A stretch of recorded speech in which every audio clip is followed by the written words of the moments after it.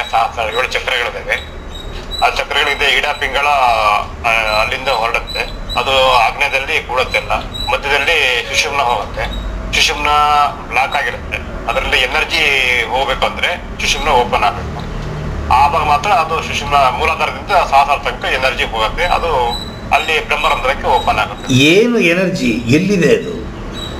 ಅದೇ ಎನರ್ಜಿ ನಮ್ಮಲ್ಲೇ ಇದೆ ಒಳಗಡೆ. ನೀವು ಹೇಳಿದಲ್ಲ ಪೆರಿನಿಯಂ ಅಂತ ಜಾಗದಲ್ಲಿ ಕೆಳಗಡೆ ಇದೆ ಅಂದ್ರೆ ತಿರುಗಿ ನನ್ನ ಮೇಲೆ ಹಾಕ್ಬಿಟ್ರಿ ನೀವು ಹೇಳಿದ್ರಲ್ಲ.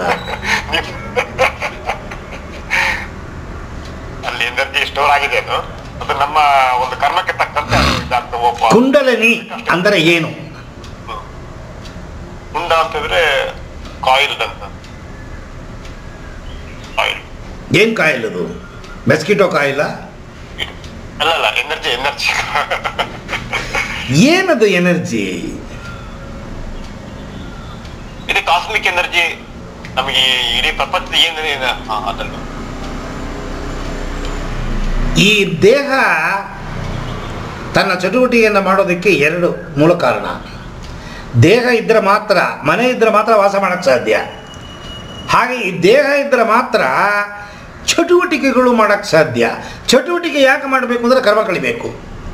ಮಾಡಿರೋ ಪಾಪಕರ್ಮಗಳನ್ನು ಕಳಿಬೇಕು ಅಂತಂದರೆ ಒಂದು ವಸ್ತು ಬೇಕು, ಆ ವಸ್ತುವೇ ದೇಹ. ಆದರೆ ಬರೀ ದೇಹ ಕೆಲಸ ಮಾಡೋದಿಲ್ಲ, ಅಲ್ಲಿ ಮನಸ್ಸು ಬೇಕು, ಆತ್ಮ ಬೇಕು. ಕಾರಣವಿಲ್ಲದೆ ಕಾರ್ಯವಿಲ್ಲ, ಕಾರಣವಿಲ್ಲದೆ ಕಾರ್ಯವಿಲ್ಲ. ಕಾರಣ ಕಾರ್ಯ ನಡಿಬೇಕು ಅಂದರೆ ಆತ್ಮಶಕ್ತಿ ಬೇಕು. ಕಾರಣವೇ ಕಾನ್ಷಿಯಸ್ಸು. ಕಾನ್ಷಿಯಸ್ಸು ಮತ್ತು ಆತ್ಮ 2 ಒಕ್ಕೂಡಿದ ಒಂದು ವಸ್ತು, ಅದಕ್ಕೆ ಕುಂಡಲಿನಿ ಅಂತ ಹೆಸರು. ಕಾನ್ಷಿಯಸ್ಸನ್ನು ಆತ್ಮವನ್ನು ಬಿಡುಗಡೆ ಮಾಡಲು ಸಾಧ್ಯವಿಲ್ಲ, 2 ಸೇರಿಕೊಂಡಿದೆ. ಪ್ರತಿಯೊಂದು ಸೆಲ್ಲುಗಳಲ್ಲೂ ವಾಸ ಮಾಡ್ತಿದೆ, ಪ್ರತಿಯೊಂದು ಸೆಲ್ಲುಗಳಲ್ಲೂ ಮನಸ್ಸಿದೆ, ಪ್ರತಿಯೊಂದು ಸೆಲ್ಲುಗಳಲ್ಲೂ ಆತ್ಮವಿದೆ. ಮನಸ್ಸು ಪೀನಿಯಲ್ ಗ್ರಂಥಿಯಲ್ಲಿ ಕೆಲಸ ಮಾಡುತ್ತೆ, ಮನಸ್ಸು 2 ಭಾಗ ಮೆದುಳಲ್ಲಿ ಕೆಲಸ ಮಾಡುತ್ತೆ. ವಾಸ ಮಾಡೋದು ಸೆಲ್ಲುಗಳಲ್ಲಿ, ಕೆಲಸ ಮಾಡೋದು ಬೇರೆ ಬೇರೆ ಜಾಗ. ಮೆದುಳು ಒಳಗಡೆನೇ ಕೆಲಸ ಮಾಡೋದು. ಪೀನಿಯಲ್ ಗ್ರಂಥಿ ಆತ್ಮಕ್ಕೆ ಸಂಬಂಧಪಟ್ಟಿದ್ದು. 2 ಭಾಗದ ಮೆದುಳು, ಬಲಭಾಗ ಎಡಭಾಗ, ಮನಸ್ಸಿಗೆ ಸಂಬಂಧಪಟ್ಟಿದ್ದು.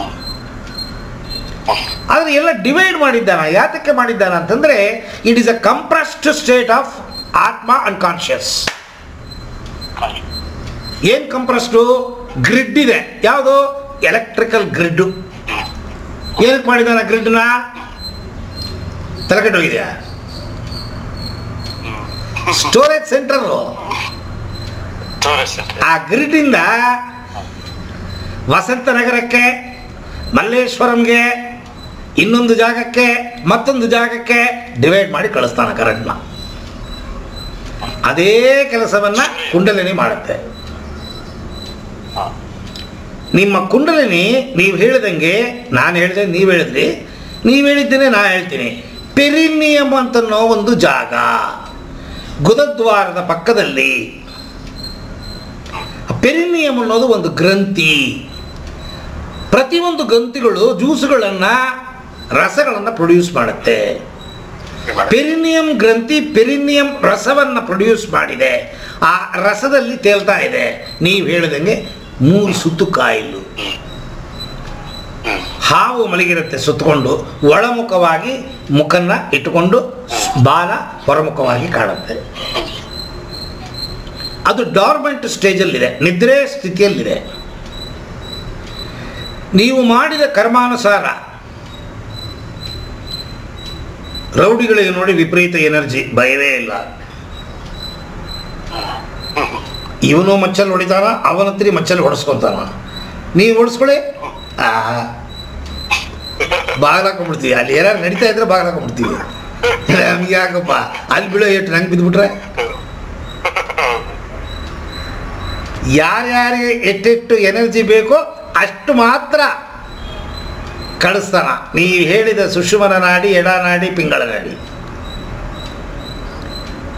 ಕುಂಡಲಿನಿ ಪೂರ್ತಿ ಶಕ್ತಿಯನ್ನ ತೆಗೆಸಿದ್ರೆ ನಾವು ಬೆಂಕಿಯಾಗಿ ಉರಿದು ಸತ್ತೋಗ್ಬಿಡ್ತೀವಿ.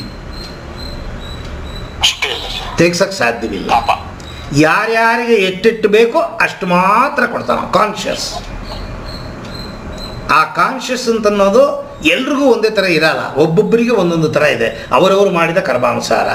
ಆ ಕರ್ಮಾನುಸಾರ ನಡೆಯೋದಕ್ಕೆ ತಕ್ಕಂತೆ ನಿಮ್ಮ ಪೆರಿನಿಯಂ ಪಾಯಿಂಟಲ್ಲಿರುವ ಕುಂಡಲಿನಿ ಶಕ್ತಿ ಪರ್ಸೆಂಟೇಜ್ ವೇರಿ ಆಗುತ್ತೆ, ಒಬ್ಬೊಬ್ಬರಿಗೆ ಒಂದೊಂದು ರೀತಿ. ಆದರೆ ಈ ವೇರಿ ಆಗುವ ಈ ಕುಂಡಲಿನಿ ಶಕ್ತಿಯನ್ನು